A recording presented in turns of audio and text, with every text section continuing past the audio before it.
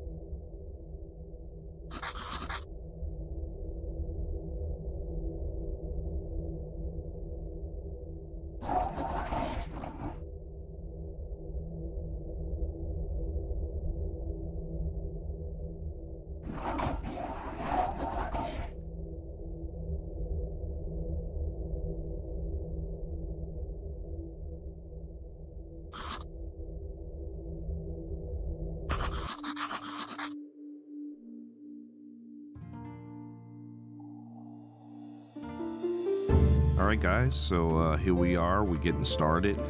You start off in your new little shack, which your first objective is to find Jerry, which is a pretty funny character. As you can see, there's blue little maps on the wall for you to read, and reading those will show you the different recipes and things you can build eventually.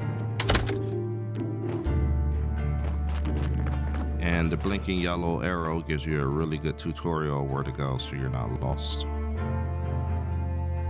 Now note, there are no voice actors in this game, so you're gonna hear some pretty weird talking sounds.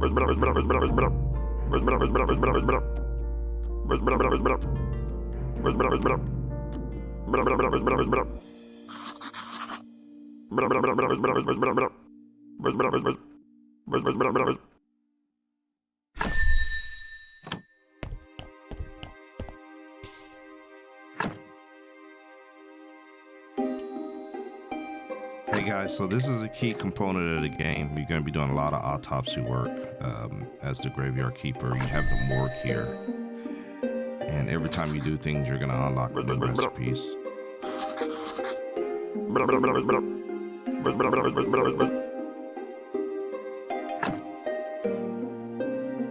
Now the different symbols here mean different things that you'll pick up as you go along through the game. This whole property is yours to manage and upgrade and clean up. So everything here that you see can be cleaned up and make it look nice.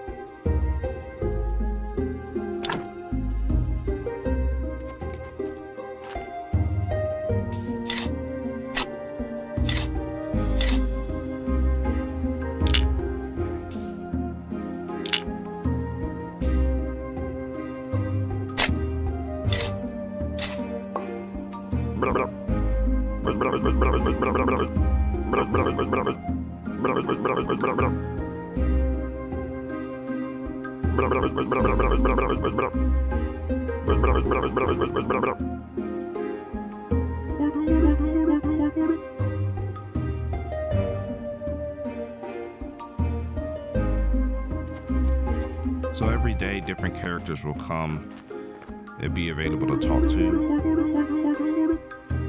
And the bishop basically runs the church and the graveyard here, which you clean up and take care of.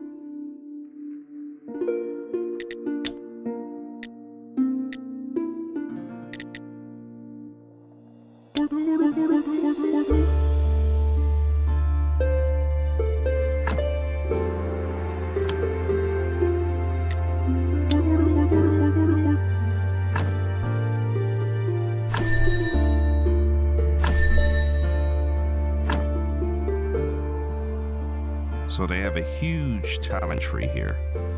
Each of the different colors at the top represent different skill sets, but as you play the game, you will get red, green, and I believe blue points depending on different activities. So that's how you're gonna level up.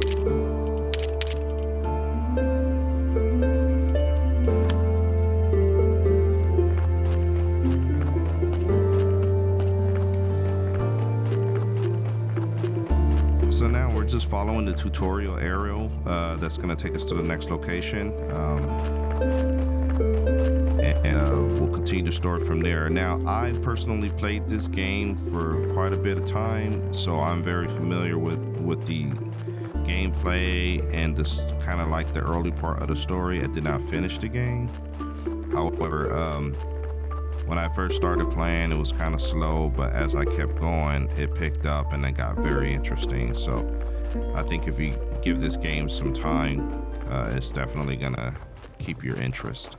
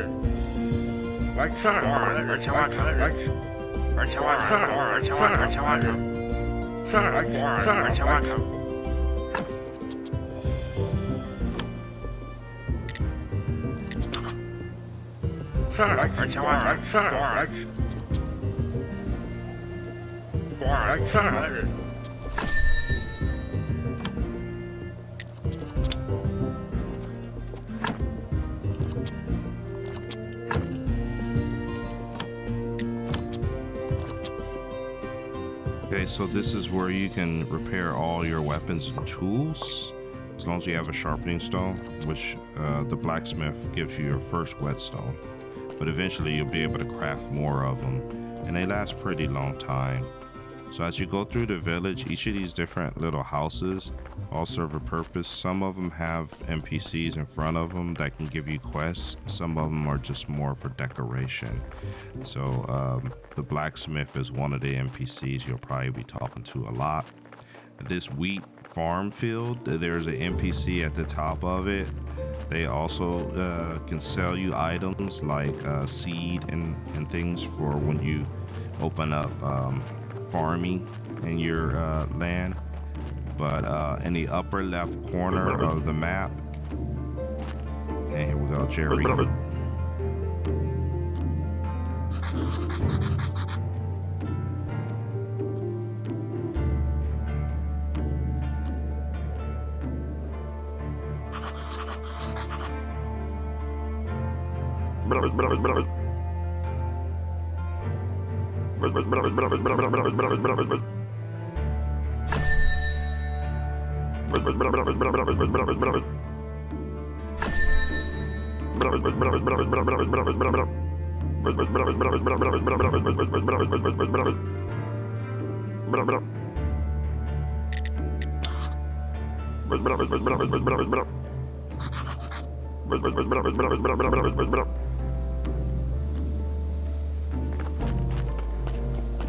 So as I was saying, in the upper left corner of the map is the clock, time of day in the center, and then along the edges is different symbols. Each of the symbols represents a different NPC character that you can meet with on the day that their symbol is showing at the bottom of the screen. This is a key point, the bridge. When you repair it, it'll open up a whole new part of the map so that you can explore and get more resources. All the things that you see here on the screen can be cleaned up, and as you clean things up, you'll get red, green, and blue points, which you can apply towards skill trees, talents, and everything else. Here's your character inventory screen. And with the sword equipped, now I can swing. This is an area where you can build a crematorium. The bishop is done for the day, so he's headed back to the village, and you won't see him until his purple circle appears back at the bottom of the screen. Now, this game, and here's another thing, this is a abandoned property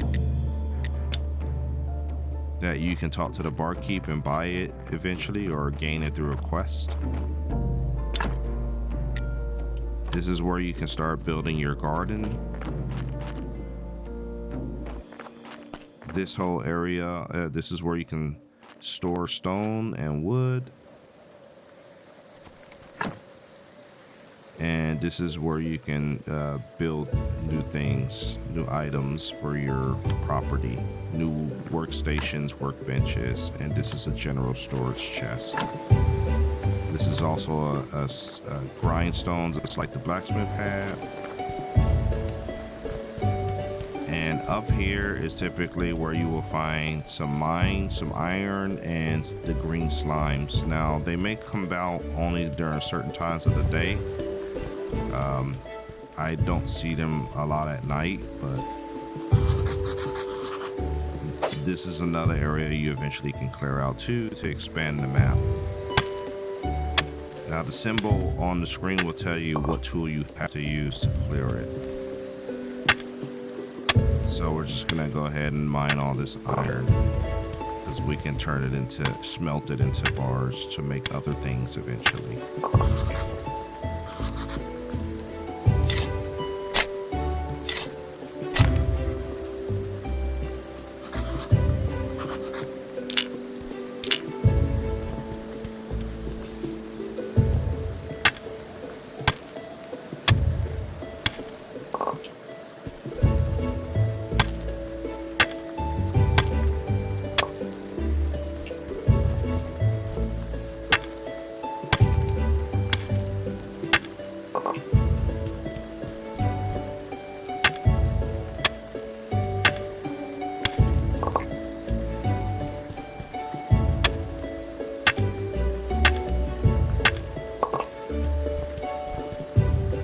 Now, in the upper left corner of the screen, you'll see a blue bar dropping down. This game works on a fatigue system, so as you do things, your fatigue bar goes down. The only way to fill it up is either through potions or through resting for the day. Also, you can also see the symbol has changed from the bishop's purple one to the red symbol, which is now at the bottom position of the map. And now that it's daytime, the slimes will reappear, which is what the blacksmith wanted you to kill.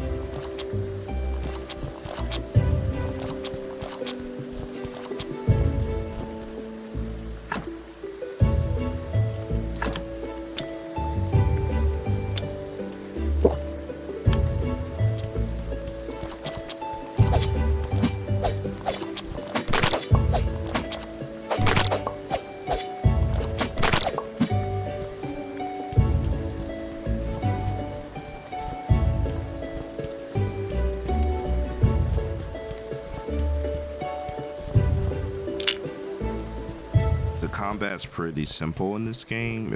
A lot of the weapons have a knockback, so as you swing or shoot, the bad guys get pushed back a bit. So it's just a matter of keeping your spacing and keeping moving, especially as the monsters get harder. So there's the log holder I was talking about, and there's also a stone holder there.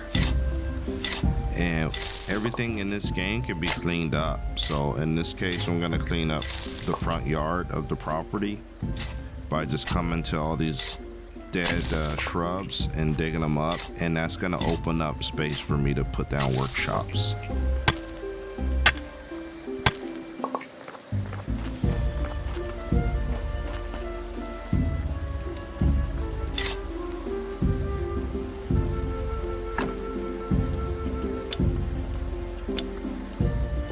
So I'm out of fatigue, so I had to take a potion in order to get a little bit more. But eventually I'm not going to have any more potions, and I have no choice but to sleep to refill my fatigue bar.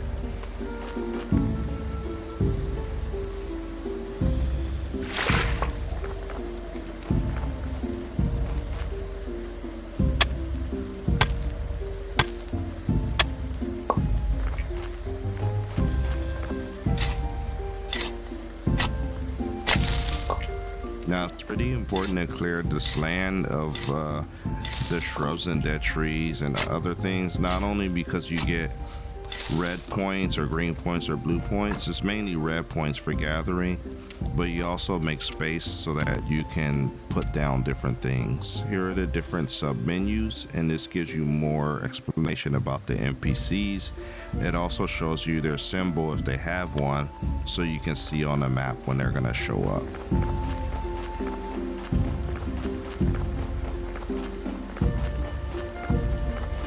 So now I'm gonna head back to town and talk to the blacksmith because I've killed enough of the slimes, which is what he tasked me to do.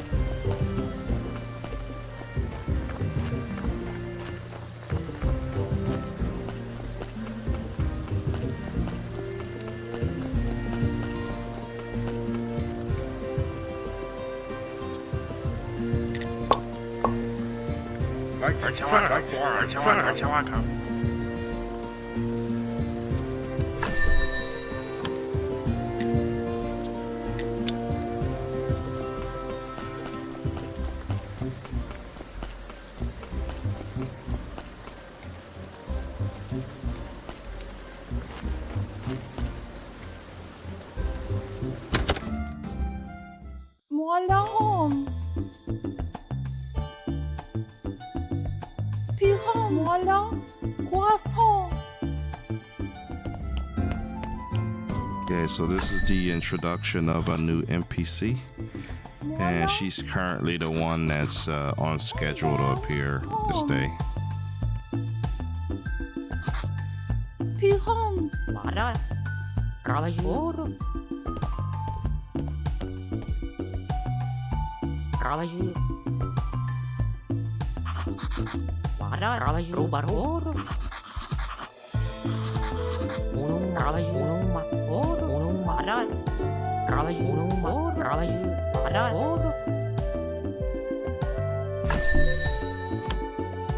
So this NPC basically just gives you quests, but that's gonna lead to you unlocking things you need in the future.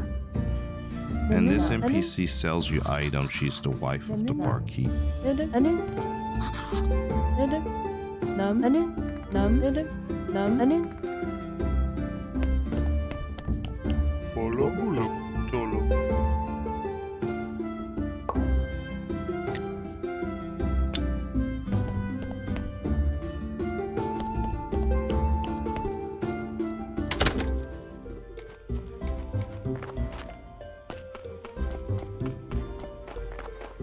So as you can see, it's already nighttime. The day has gone by like super quick from us just farming and walking to town and talking to people.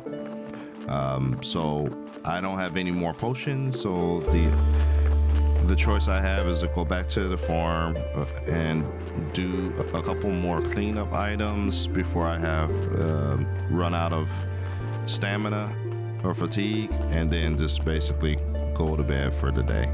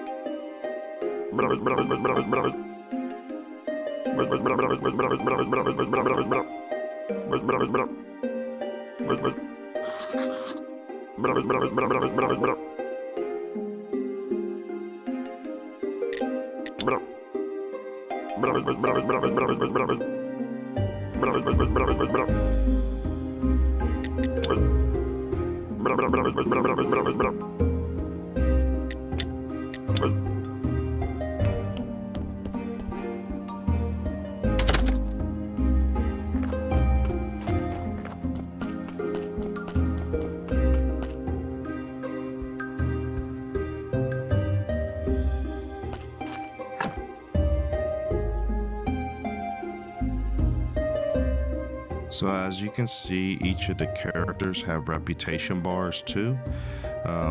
That goes up as you do quests for them or complete the tasks that they assign to you.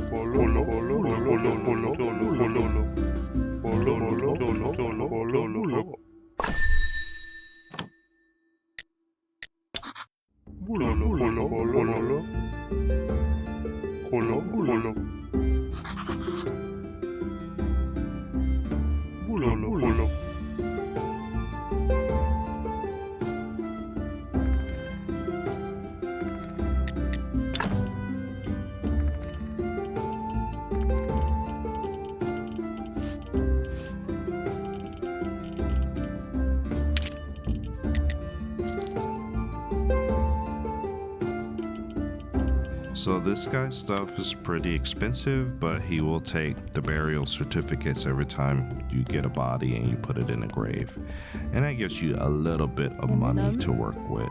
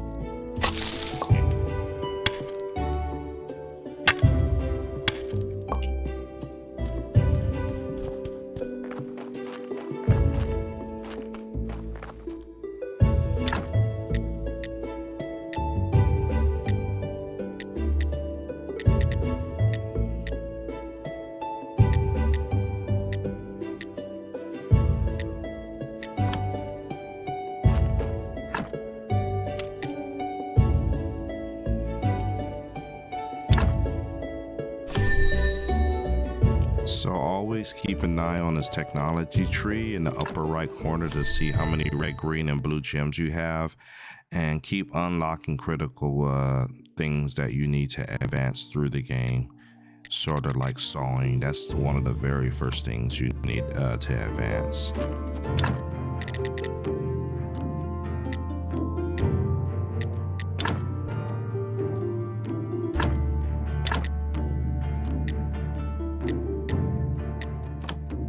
And this works on a grid placement like system, like many of the other games out there that are kind of this style.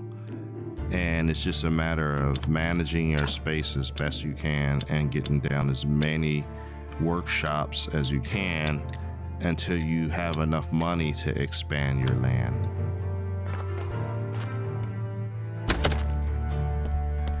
But to do anything, you need fatigue to do it. This is a nice little underground place under the house. The good thing about this is you meet that NPC, which is the thief. He has a green symbol. But you can only talk to him after you clear some of the rubble. But this is also an area where it's a shortcut to the town. Eventually you'll be able to clear the rubble and unlock it.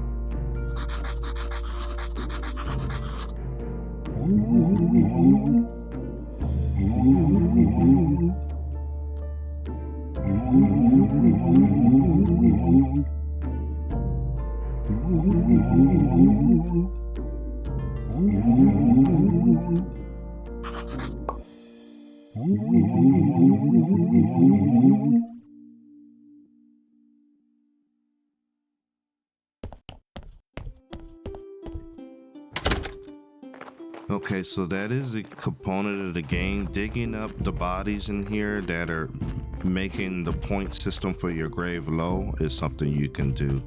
But you'd only want to do that if you're trying to get your graveyard level up higher. The donkey dropped off another body for an autopsy. So now you want to do your flesh extraction. As you can see, the more white skulls on the body, the better the quality. And when you bury the body with more white skulls in it, your graveyard level increases. So by pulling that flesh out, it took away one white skull. So I probably technically could have buried it because it had two good clean skulls, but now we'll take it over here and pick a grave. Now, as you can see, there's little white skulls everywhere. The white skulls have a negative number next to it. That means you have to remove that item on top of the grave to remove that negative number. By getting rid of the negative numbers, your quality level at the top right gets better and better. So as you can see, it's negative 31. We want it in the positives. I think the bishop gave you a level that he wants you to get to in order for you to open up the church. So the only thing you can do is clean up the graveyard, put pretty graveyard stones on top, or even wooden crosses, and that'll raise your old graveyard quality up in the upper right. But of course, all these things require stamina every action you do.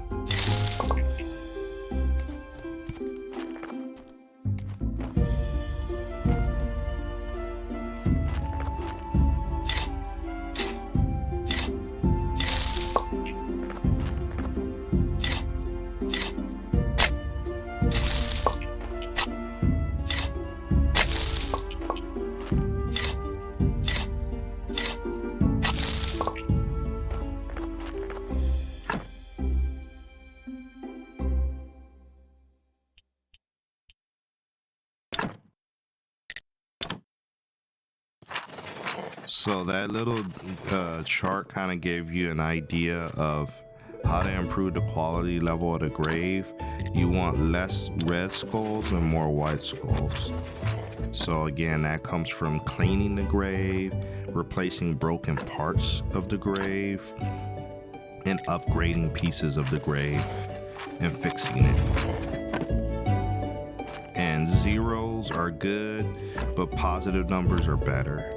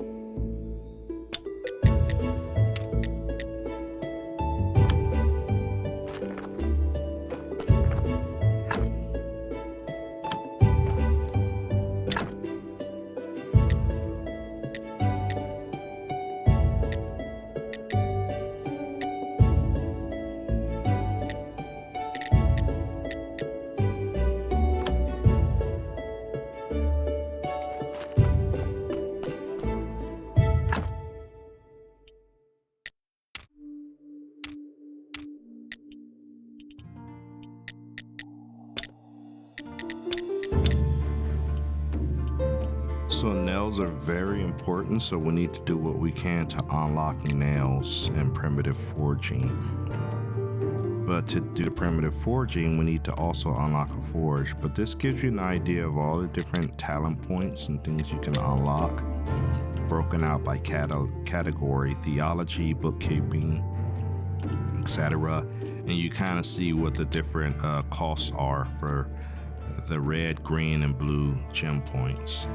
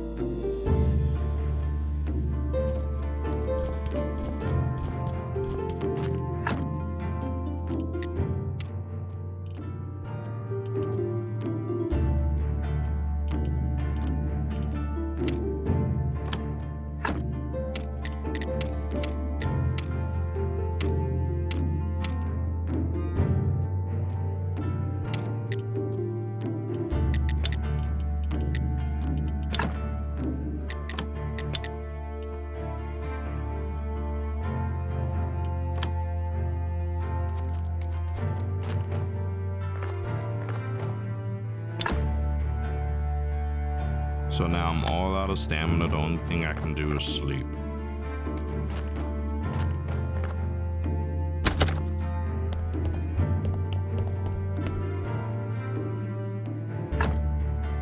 Okay, so I think we're gonna go ahead and put a bookmark in this today. We've made some pretty good progress starting off the game. I've shown you bits and pieces of the menu. So from here on, I think we'll just come back and play this another day on another video. And as always, I'd like to thank you for taking the time to watch my video. Hopefully this is something you would get some interest in. This game, it's a really fun game, and we'll come back and play it some more. So as always, please leave a like, comment, and subscribe, and I will see you in the next video.